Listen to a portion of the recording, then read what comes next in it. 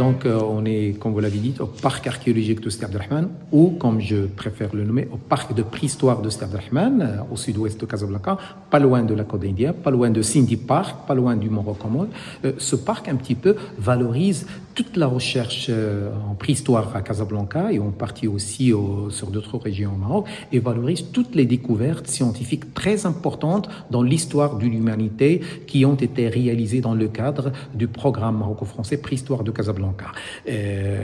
Quand on visite le parc, on a deux grandes parties. La première partie, c'est ce qu'on appelle le centre d'interprétation du patrimoine, qui expose à travers 9 espaces, je pense, un petit peu le littoral de Casablanca et son importance géologique, les fossiles humains et leur relation avec les fossiles humains africains, la production lithique ou la production des outils, la faune ou les animaux qui ont été découverts, et un espace qui expose un petit peu les découvertes exceptionnelles sur le territoire marocain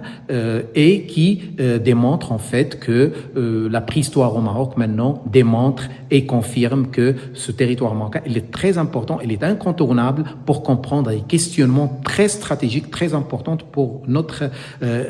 histoire. La deuxième partie, c'est ce qu'on a appelé le parcours extérieur qui s'organise autour de plusieurs stations, je pense 16 stations. Dans chaque station, on a un totem et une table qui parlent d'un thème en relation avec, par exemple, la chasse, le feu, la taille de la pierre, etc., etc. Et aussi 4 ateliers. On va parler de la chasse, de la taille préhistorique, de la fouille, et ainsi de suite. Et ce parcours, on l'a nommé dans les pas de Sidi Abdelrahman, c'est-à-dire on suit cet homme qui a été découvert à Sidi Abdelrahman, exactement dans la grotte des Littorines, et qui datait aux environs de 400 000 ans. Et cet tombe nous présente un petit peu son histoire à lui et l'histoire de ses ancêtres qui ont habité aux alentours à Carrière Thomas, à la grotte des Rhinocéros, et peut-être vers l'est de Casablanca, aux environs d'Ahl Ghoulam, etc. Donc ce parcours, en plus des totems et des tables, il y a des reconstitutions d'animaux qui ont vécu à Casablanca, qui ont